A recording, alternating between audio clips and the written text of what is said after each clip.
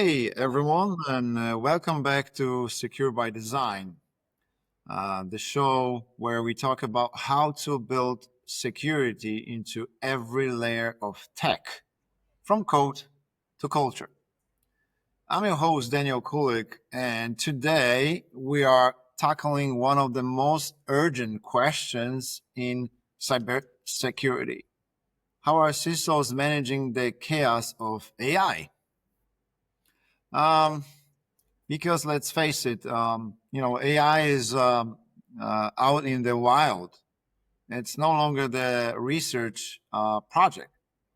It's helping companies write code, detect fraud, process sensitive data, and imagine even make their hiring decisions. Um, but the question is, who's responsible for making sure all the power doesn't create a new risk? Uh, so, to help us answer that, I'm joined by an incredible guest today, Sandamali Silva, GRC expert and fractional CISO, a cybersecurity leader with over a decade of experience in information security, governance, risk, and compliance. Um, she is currently with us at Signora and previously worked with the Supreme Judiciary Council and Qatar Post, helping protect some of the most sensitive digital environments. She holds more certifications than I can list in a one breath, like CISSP, CISA, CISM, CIPM, and her work focuses on securing infrastructure, aligning with privacy frameworks, and strengthening the organizational resilience. Wow, this is incredible, Sandamali. So, Sandamali, it's a true pleasure to have you here. Thank you, Daniel, for the Welcome. invitation. Yes. So, and thank you for the introduction also. It's my pleasure to join with the session and share my experience and what I'm facing as a CISO with the AI governance perspective. So, thank you. Awesome. This is really our pleasure to have you in today.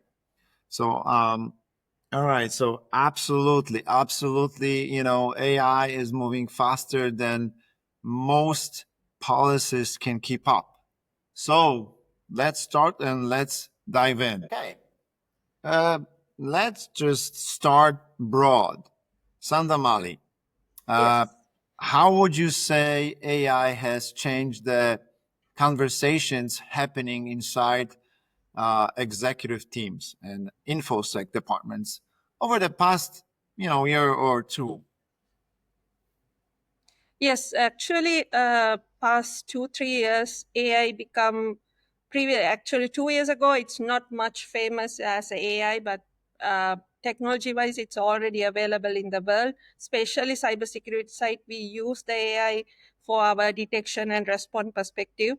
But after ChatGPT come to the picture, everyone start to boom. Oh, AI, it's there. We need to use it.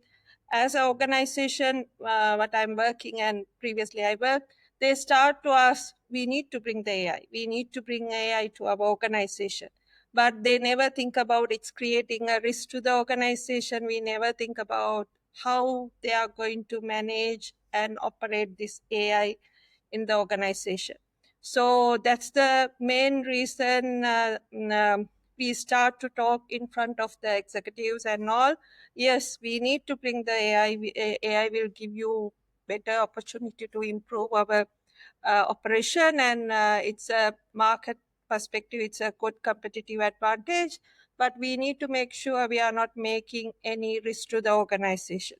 So that's the main way we start the conversation with the organization executives. So every time they always think about the uh, operational perspective, but as a security person we need to highlight the how AI create the threats and the how we can defend it, because you already aware AI can it's a risk to the organization, because AI creating so much threat to the world now. Very quickly, within 1 second, we can create the phishing attack. But same way, we can defend with the AI technologies to protect our organization. So this is the way we are talking with the executives with the very non-technical manner. So otherwise, it's a very technical jargon for them as well. So this is the way we are handling with the executives. But past 2 3 years, um, it's very challenging, because even our IT people also doesn't have any experience with the AI, but we need to bring the AI. So we need to give some trainings and all those things, little bit expensive. So this one also we need to highlight to board level to get the money investment for that technologies, and the knowledge and the technology perspective, GPUs and required environments. Sometimes we need to put some more investments, and protect it, we need another investment. So all those things we need to explain to them. So, however, all these things we need to go with the board level, but we need to highlight it as a strategic initiative, and we need to explain them. This is a strategically we need to handle for next 2 to 5 years. So this is the way we explain to the board about how AI going to work with us. Wow. Yeah. So it really feels like we went from, wow, this is so cool, to, wait, is this secure, almost overnight. And the urgency is real. It seems like companies are using AI before they have even had time to map the risks. Yeah. So would you say AI is a risk amplifier, or more of a strategic opportunity with some sharp edges? It's both. As a security person, I can see AI is a risk amplifier. That means it's increased in cybersecurity risk to the organization, internal and external, as well as it's very strategic opportunity to improve the organization operations and market value and everything. So it's playing both sides. It's like two heads. It already have a bad side and the positive side. So if we think about the risk amplifier, as I explained, AI is a tool now attackers using to develop most of the attacks. So those attacks our environment cannot detect, because it's a 0 day kind of things immediately created by AI and launched into the environment. So our environment may not ready to tackle the situation. It may be a behavior based, it may be a totally different way it's coming to us. Existing tools and defending solutions will not supporting for that. So because of that, it's a risk. Another thing is, in the world now we have so many AI sites, ChatGPT, Gemini, so many things, video creation, audio creation, and deep fake videos easily they can create. So because of that, there are so many shadow AI usage in the world. So if as an organization we said, okay, you are allowed to use Copilot and ChatGPT, but they are going beyond that. So because of that, that's the other risk as organization we are facing in the everyday. And the third risk is the legal risk, because at the moment legally, ethically, we don't have much laws and regulation in place in the world to Right. tackle the AI risk. So because of that, because it's already there, it's in the beginning now. It's not enforcement level. It's like a voluntary. We need to use it. So, but there is a risk with that also. But if we go with the other side, opportunities, there are so many opportunities with that. One thing is for security, automation, and threat detection, because AI can do a lot of behavior based analysis and give us some behavior attacks which AI created for us. Because of that, security wise, AI is giving a good opportunity to us to protect our organization. Then the second one is smarter and business operation. We can create the chatbots, we can create the AI assistants, we can create the summarization of our documents. So many capabilities we can develop and reduce the timeline to manage the operation. And the board level, we can get some inputs to them, and we can give the clearance to them how AI is giving a value to the organization to bring the AI components and technologies and improve entire organization value to the environment. So if you think about AI, AI, if you have a good governance and management, AI is a best opportunity with the low risk. But if you don't have good strategy and AI governance, it's a risk to the organization. So this is the difference I can see with the AI. But AI for me as a CISO role, I like it. I really love what you said. I love that framing. AI is not dangerous by default, but it becomes dangerous when it's unmanaged, as you Yes. mentioned. And I think a lot of companies are skipping that middle step, the governance.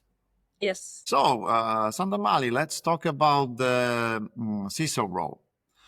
Um, has the rise of AI changed how CISOs approach their day-to-day work at all? Yes. Actually, as a CISO, there are so many changes happen with the AI, because in front of the board level and executive level, we play as a defensive team and the technology guardian, but now we are like a risk strategist in the organization. When they Right. are talking about the AI and all, they are asking what we need to do we have a governance, do we have a protection, what are the ethics and practices legally we need to practice. They are coming to us and asking these things. We are become advisory kind of thing to the board level, so it's a good chance for us. So because their board level also, their technology wise, they are not capable to handle this. Because of that, they are reaching to us to get our inputs and our support to bring the AI. And this is the one of the thing. And other thing is AI bring us so many tools and automation. Because in Yes. our case, we are our SOC environment, our daily operation, we need to work with so many logs and so many technical things. So AI gave us so many opportunities to speed up the activities. Like detection perspective, we are getting good detection. We already have few AI tools.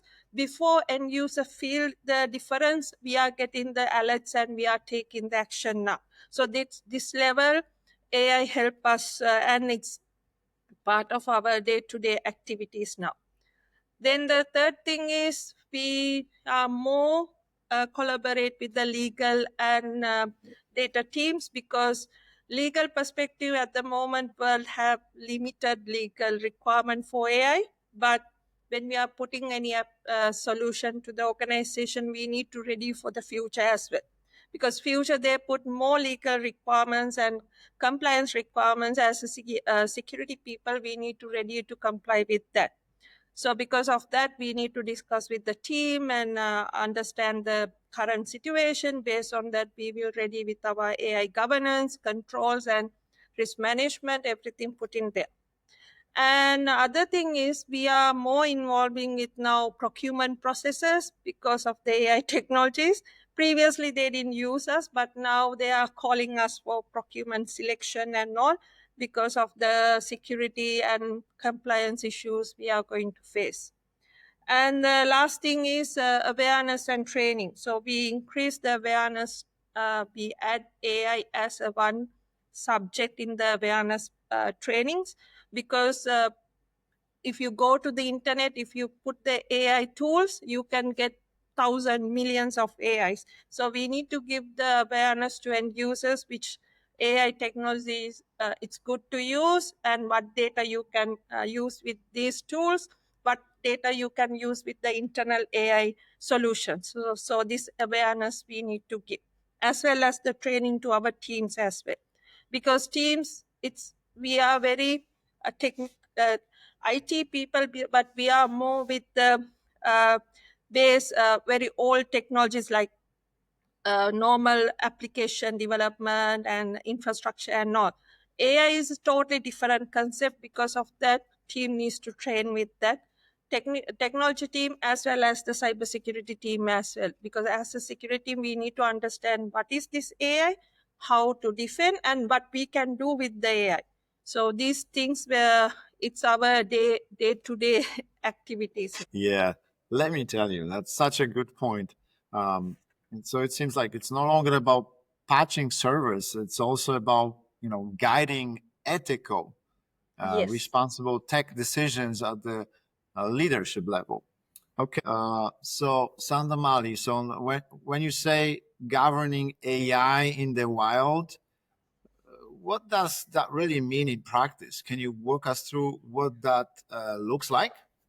Yes, it's AI governing. It's really wild because it's not Yep. limited with our internal environment. It's vastly available. It's using by end users. There are so many third-party APIs and plugins we need to work on to activate the AI. And inputs, we have so many mechanism to put some data like. Not previously, only data means type data. It's very structured or unstructured data, but now voice, image, everything coming to the AI. So and threat landscape. So because of that, AI governance, it's really wide. So because of that, as a security people, we used to understand the AI behavior every time. So we visualizing it inside the organization to get some idea how we can add the AI governance. First, we are trying to understand who's using AI in the organization, because until we bring our internal solution, maybe some end users and departments, they need the AI. So they are asking us to give the chance to work with AI. So we need to understand what are the tools and technologies they are asking, and what are the things they are expecting from us. So then we need to understand how prompt and outputs we need to manage. So this is the starting point to develop the governance for us. And second one is we need to give some idea to the end users, limitations, boundaries, how to use these AI technologies with the boundaries. Otherwise, they will openly put all the confidential data to ChatGPT and do the summarization. That will happen. You will, if we didn't do proper guard railing and the security control in Copilot, it will expose our data to outside our tenant. So these things we need to consider and put governance for that.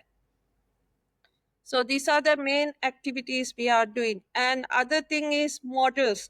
So Daniel, people now we can download models anywhere. So we need to be really careful with that. We need to put the governance for that. What type of models we can download before, after take it, what are the steps we need to use before it use it in the organization level, like source code scanning, some security evaluation. These things needs to come in the beginning of the model usage. So because of that, it's very important for us. And the next thing is incident response, because AI giving a more incident to the organization.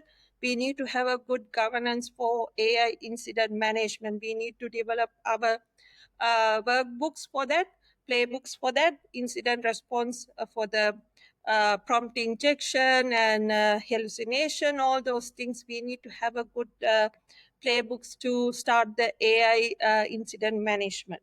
Lastly, compliance, because compliance is the, I put it as a last, because still AI laws and regulation, it's in the beginning of the days, like EU AI Act and NIST AI risk management, those things.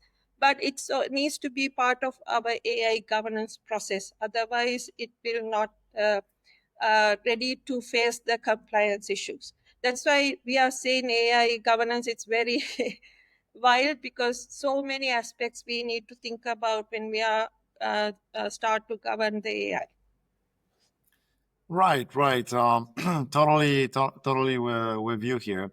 And I imagine one of the biggest challenges here is visibility, because especially when different teams are experimenting with AI tools on their own, that's probably the issue as well. Okay,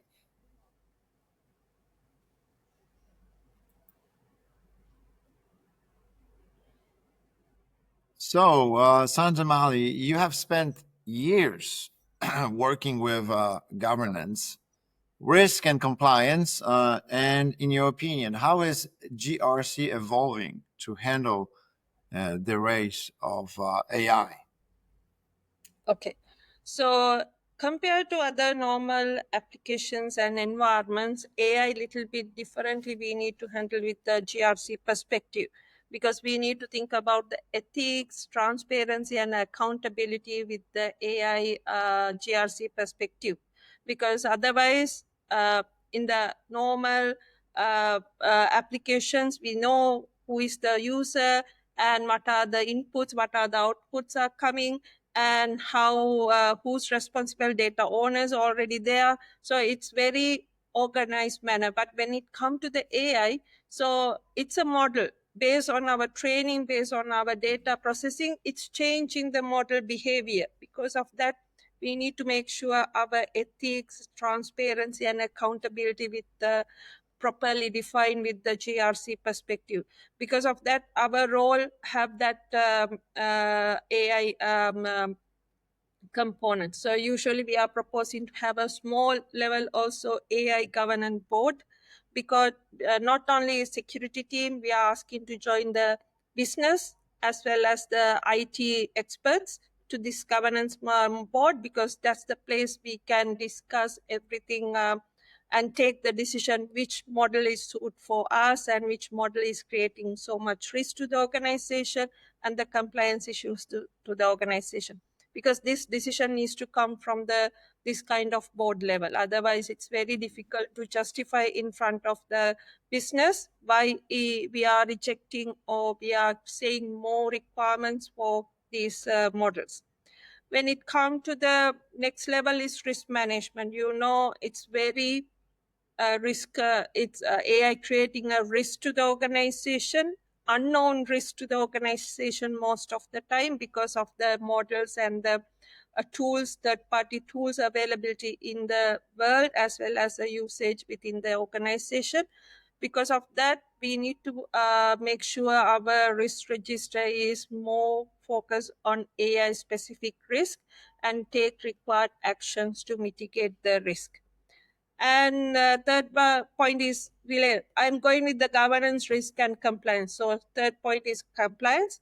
Compliance perspective, we need to think about the existing compliance like GDPR, HIPAA, ISO, as well as the new compliance requirement coming from EU side, NIST, and ISO 42001, and other country-specific AI requirement. But in my experience and all, end of the day, AI also another technology with the source codes. So whatever GDPR, ISO 27001, HIPAA asking things, we need to consider as it is, including the new AI acts and frameworks. So these things needs to go together. So we it not making like, okay, GDPR no need to think about, we need to follow only EU AI Act. No, it's combination of the compliance. So we need to make sure our privacy is there, plus we are following the act. So this is the way we are involving with AI environments. Right. It's really interesting. Like companies that wait for regulations are often too late. So it really comes down to internal leadership, right? That's what it seems like. Yeah. So just to continue on that, are there existing standards or frameworks you lean on when evaluating AI systems? Yes. So in the standard perspective, recently we already see the NIST AI risk management framework. I think that's the framework we can start to use as a starting point, because it's giving the full mapping and measuring management governance model to us. So because of that, it's suitable for us as a CISOs and GRC team to start the AI compliance perspective, because it's covering the full AI life cycle models. So because of that NIST AI risk management framework, I already start to utilize it. So in addition to that, EU AI Act already available 2024 onwards. So it's more discuss about the risk-based classification and how high risk data we are going to work on it. We can, as a overall picture, it's applicable more in EU environment, but we can use as a base to apply for any AI environment. So these are the two main things I'm usually using to my environment. In addition to that, ISO 42001 2023.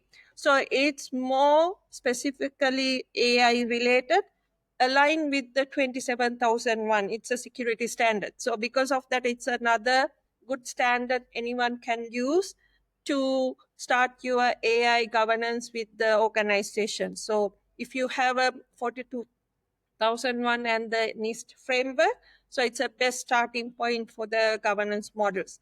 So, but it not limited with that. You need to make sure your rest of the compliance and frameworks needs to follow, like GDPR. It's a law, but you need to use as a framework also. You need to apply the same control there.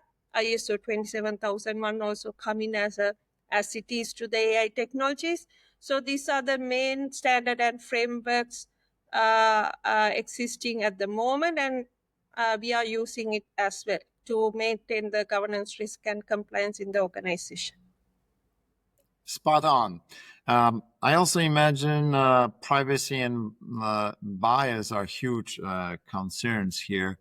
How are those showing up in your day-to-day work? Yes, privacy bias, it's coming based on how we are dealing with the data with AI models, because Mhm. it's depend. AI model also another if and else environment, coding environment. Whatever data you are putting to train the AI model, that's the base AI model start to give their outputs. Because of that, you need to be very careful when we are training the our environment, because especially privacy data, you need to think about your country specific limitations as well as organization level privacy concern, because some countries, they are not allowed to go your privacy data outside your country. So some models, it's sitting in outside country. So these things you need to consider and make sure it's not violating it. And the bias perspective, you need to pick the correct data, balanced data, not limited with the one side. You need to keep the plus and minus both. Example, when you are putting the chatbot data, you need to put the yes side as the no side both, because then it will train properly to understand the question and give the proper answers, because this is the technology but we are teaching them. That's the thing they are returning to us. So when we are dealing with especially privacy, Daniel, we need to consider about the PII data, and we need to put the data minimization. But data actually we need to train the model. That's the only data we need to give. If during the training we are preferred to put the anonymization for the personal data, because training means it's taking this data to inside. So because of that, we are trying to hide the personal data to minimize the privacy risk. And these are the control we need to consider it. So minimize the bias side, we need to monitor after we train the model, we need to monitor model input and output behavior. Exactly. If it is going little bit bias side, we need to fine tune the model and make sure it's not doing any harm to the organization and make a wrong decision to the organization. Exactly. Yeah. So if the model gives the right answer, but for the wrong reason, that's Yes. still a problem. And Yes. and and especially I would imagine in a very sensitive domains like for example maybe healthcare or law. Yes, it's a big risk because, example, you've got AI, healthcare, and especially legal side. It's not limited with one area, not only finance. We are dealing with the personal data, health data, company secrets, everything inside the legal documents. So we need to be really careful with that and the AI models. Exactly, that was my point.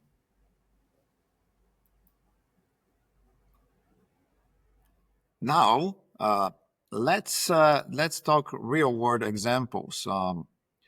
Sandamali, what's one use case where AI offered clear business value, but posed serious security or compliance risks if left unchecked? Okay. So I will take the common AI tool, chatbots. So Yes. see so many organization, their websites, they already put the chatbots and they are saying AI assisted. It's already mentioning it's AI assisted.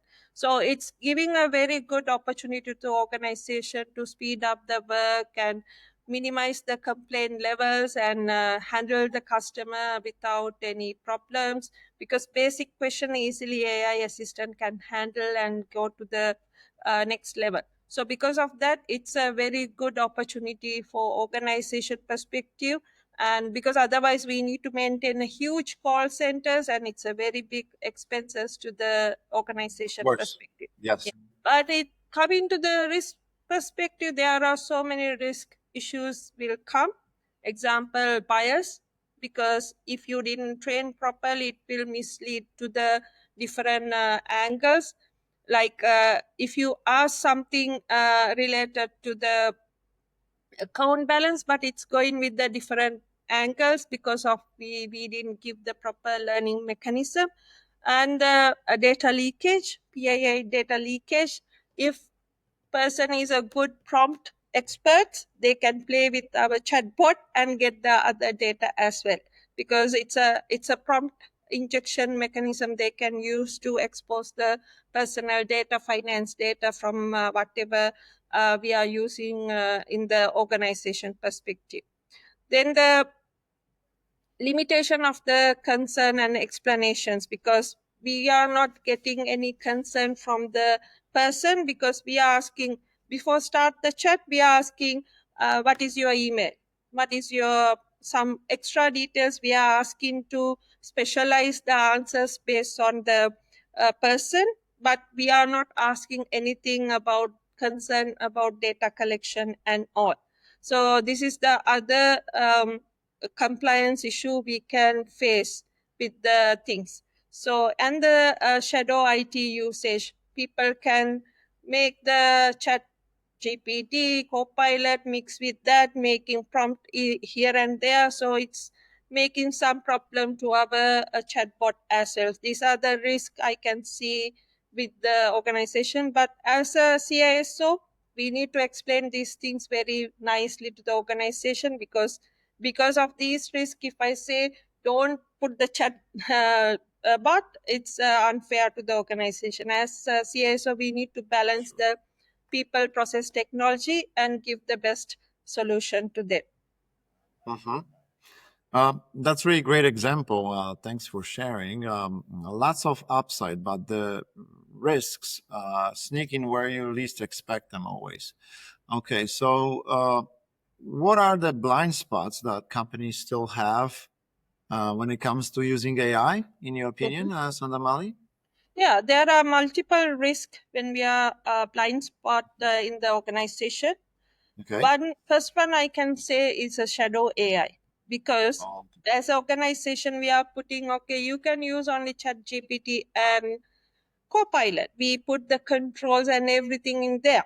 But if you go to the internet, you have multiple AI technologies without any limitation. You can use it. And other thing is, we some technologies we cannot block because it's a operational wise they need it. So this is a one of the blind spot we are seeing every time, because every time we need to monitor. So actually nowadays I am like a bad person in our organization, because I am monitoring what are the AI technologies people using from the website. So I am questioning from them why you need this, because I try to give the best option to use it. Okay, if you really need this AI tool from online, so I will put the control and give it to you. But people thinking I am blocking their facilities. So but it's a one of the blind spot I'm always as a CISO we are dealing. And the other thing is misalignment with the risk ownership, because when it come to the AI risk, people play saying it's a CISO risk, it's a GR's, it's a legal risk. Sometimes they are saying it's a data risk. No, it's a combination of the risk. It's a shared ownership needs to be there. It needs to accept by the organization, and they need to understand the really what is the shared responsibility related to the risk. So this is the other blind spot we are always facing. And the other one is models, because models we are not developing most of the times, we are downloading from the third parties, and we don't know we when we are downloading we don't know what is inside, what data they use to train these models. These are the blind spots we are getting. It's a blindly trusting the model and take it.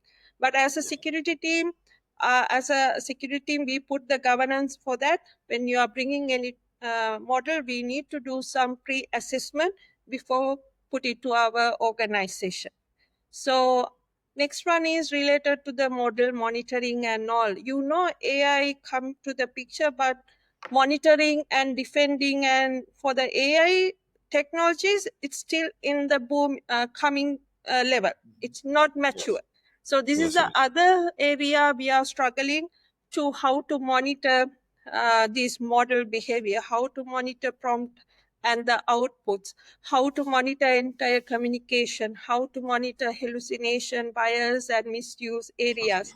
This is the other blind spot we are dealing now, because of the defending side technology still it's improving level. It's not the matured level. So last point is the regulatories, because all the regulatories at the moment, it's not the must.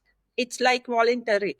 It's not Yes. enforced yet. Because of that, it's another blind spot for us. Do I need to follow this, or do I can ignore and go to my requirements? This is the other point we are struggling now.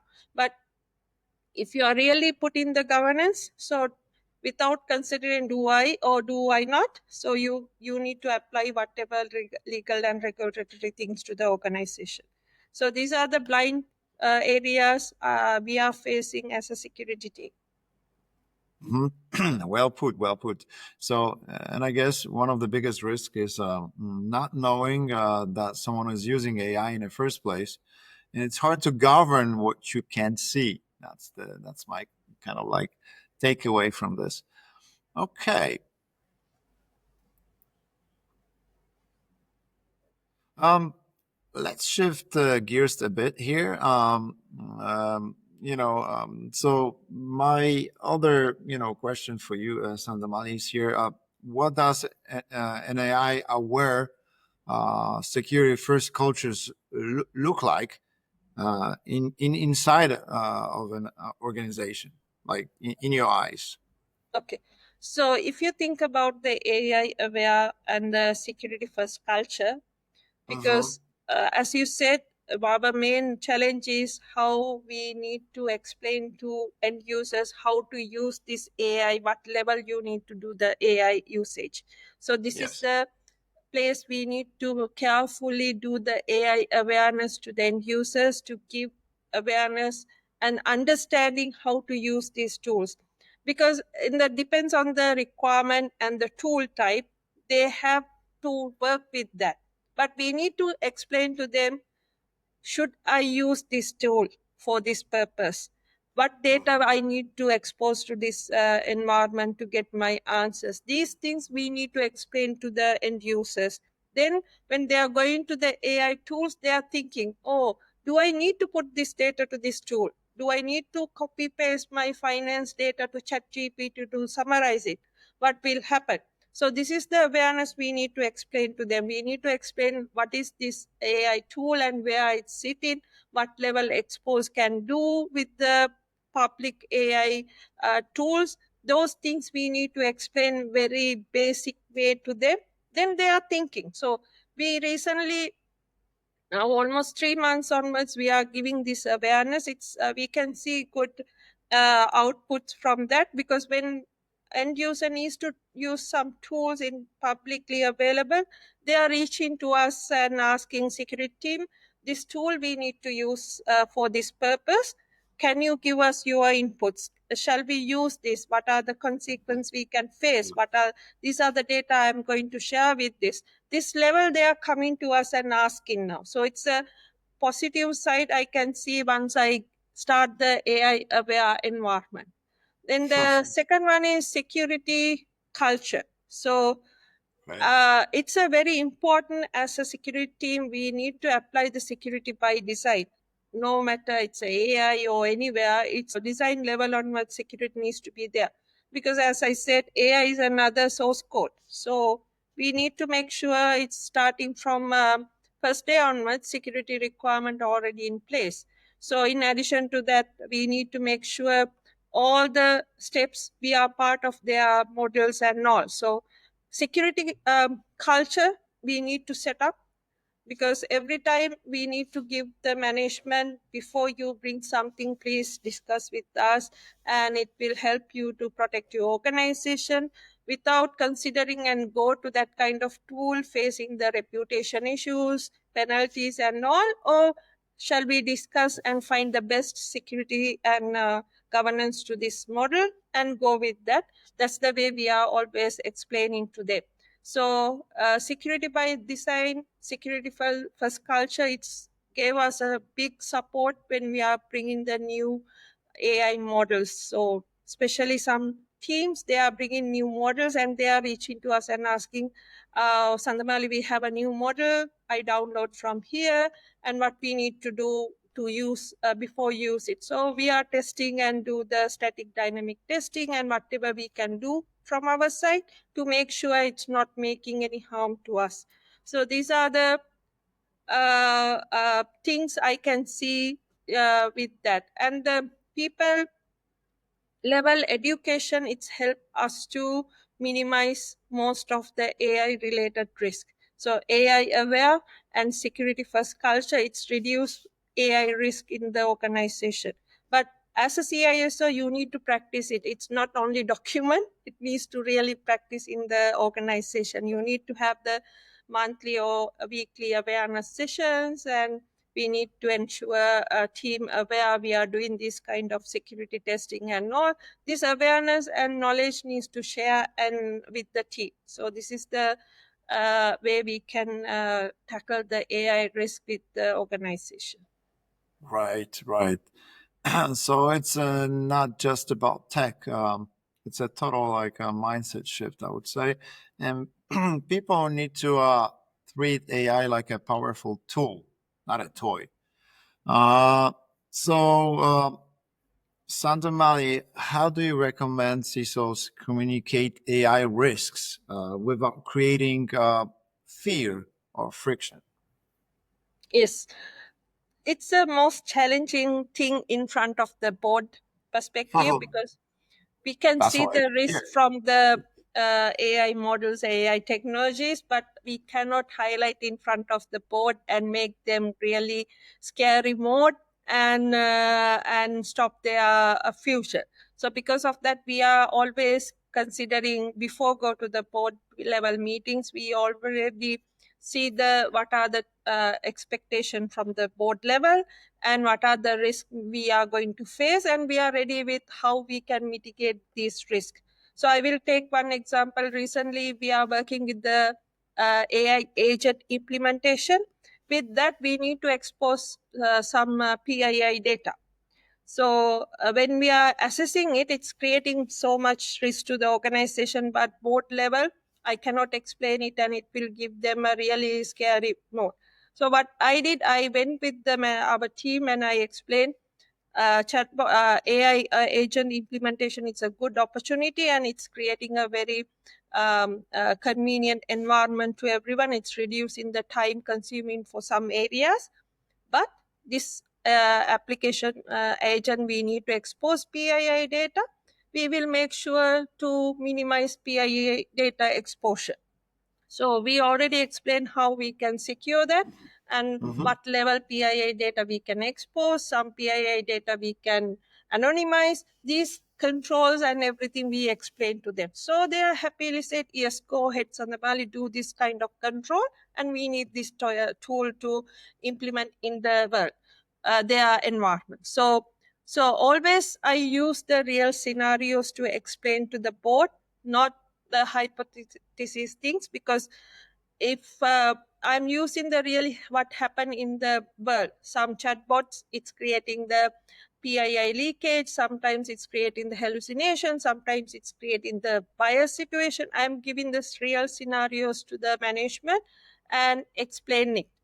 And the second one is people like to see, especially board like to see the money, how we are improving and how we can earn or lost money. That's the one of the key thing I am playing. So I'm showing them, if you violate this kind of things, like especially privacy things, how much fines we can expect, and how much brand impact, reputation impact you will face. This will explain to them before they take the next steps. So because board level, they like to see the money, what will happen to that money, and if it is going as a fine, it's not good for them. So No. these are the mainly we are working on with the management level and how we are explaining to them. Yep. Yep. Okay. I mean, right, and it seems like it's such an important leadership skill. I would say being a person who says yes, but safely instead of just no. Um, Yes. so that's kind of my bottom up summary here. Okay.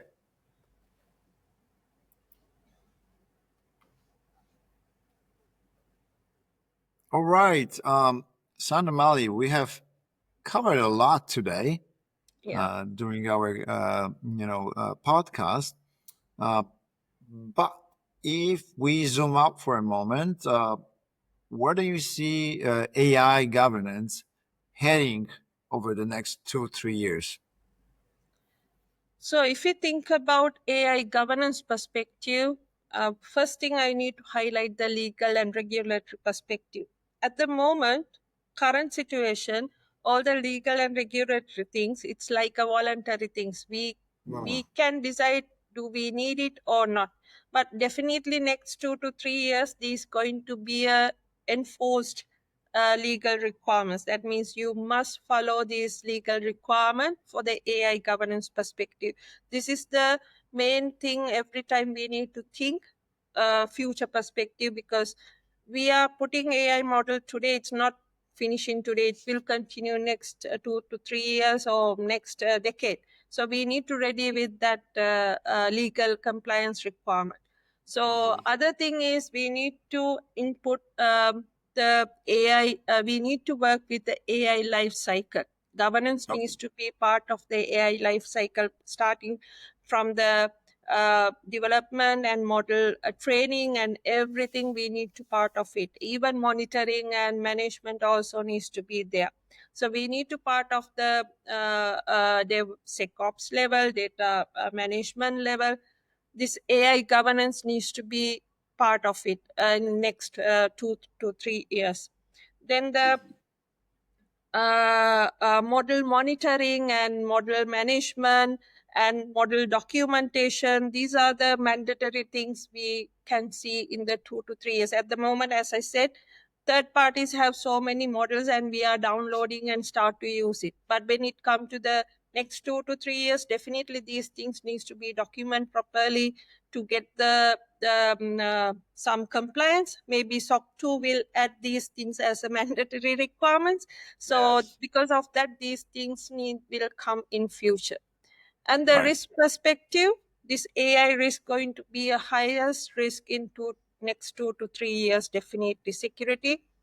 We need to ready for this risk for next 2 to 3 years. It's going to be more risky than current situation because tools are coming and tools are getting more powerful. Even maybe our defensive system cannot handle it. Because of that, we need to ready for that as a CISO role. Another thing is you need to bring a good tools to you. So next 2 to 3 years, you need to have some good investment plan with the management to bring proper defending and tackling tool, monitoring tool for the AI technologies. So these are the key areas I can see in our future. Yeah, sure. I mean, definitely. I mean, you touched on the funds. I mean, definitely, organizations need to, start adopting and allocating the right funds towards this. That's no question about that. Okay, and also it feels like we're in early days, but the direction is very clear. More accountability, more structure, I would say, and hopefully smarter systems. This is what we talked about, what you talked about just right now. Okay, and I have a last question for you, Sandamali. Just to wrap up, if a brand new CISO called you, today or tomorrow and asked, "Where should I start with AI governance?" What would you advise him or her? Okay. So if I'm a new CISO in my organization, we already needs to understand that AI already part of the organization now. I Mhm. cannot think we didn't use the AI. Because of that, we need to understand the current AI landscape in the organization. Like we need to conduct some AI usage assessment, some discussion with the existing teams, and discussion with the procurement team. What are the AI tools we are going to bring? This kind of AI landscape understanding as a CISO we need to do. So based on this evaluation and understanding, we can start with the very light AI governance, not putting a huge AI governance model to the organization. We can start like a roles and responsibility perspective, acceptable user perspective, and use case perspective. We can put some AI governance to the organization. This is the best way to start the AI governance in the organization. Because if I go and put a huge governance and people cannot understand why we are putting this kind of thing, but if we put the base governance, it will easily build with the time. So this two is the starting point. Then the next one is the risk management perspective. We need to understand the risk, what we are dealing with, what are the data we are dealing with, AI use cases like PI data, PHI data, any finance data. These things we need to understand. We need to make sure risk already identified, documented, and take the required actions to mitigate those risks. If the organization didn't take any action, we can ask very step by step way to minimize the risk. Like example, we can see prompt level we are putting personal data. At the moment it's happening because they didn't think about the security, but we can ask them, we can explain to them this is the risk you are making, so try to minimize the PII data exposure to this model. So like if you are putting name, address, phone number, everything, try to put only first name and try to figure out manage the situation. In addition to that, we can put some filters inside the system with the technical team to check the prompt and output filtering part. So it will reduce the risk to the organization without harming to the business operation. So these are the key things. Then the awareness, most important thing as a CISO, we need to start to give the AI awareness to all end users and our technology team as well. How we need to use, what data we need to deal, these things we need to highlight to and give the awareness to them. We can do some um, uh, campaigns like okay, if anyone coming with good awareness programs, we will give a gift or something. What is the some trainings we can arrange? So these are the main ideas we are going to deal as a new CISO. I'm thinking if we start with this options, it will not making any harm to the organization or extra burden to the organization. And as a CISO, I can start the security and governance within the AI environment as well. Okay, I love it. Um, yes, I would say uh, start small, get visibility, and integrate AI governance into what already works. Um, Yes. Very solid advice, Sandamali. Okay. All right. That's a wrap up for this episode of Secure by Design. Really huge thank to you, Sandamali, for sharing your insights and true experience on a topic that's only going to grow in importance, as we may already notice. And to all of you tuning in, if you found this episode helpful, share it with your security team, your leadership team, or your AI team. And make sure you subscribe so you don't miss what's coming next, because I can assure you there'll be more episodes coming up. And until next time, build responsible teams, govern smart, and stay secure by design. Thank you so much again, Sandamali. It was a true pleasure, and see you next time. Bye bye. Bye. Thank you. Thank you. Bye. Bye.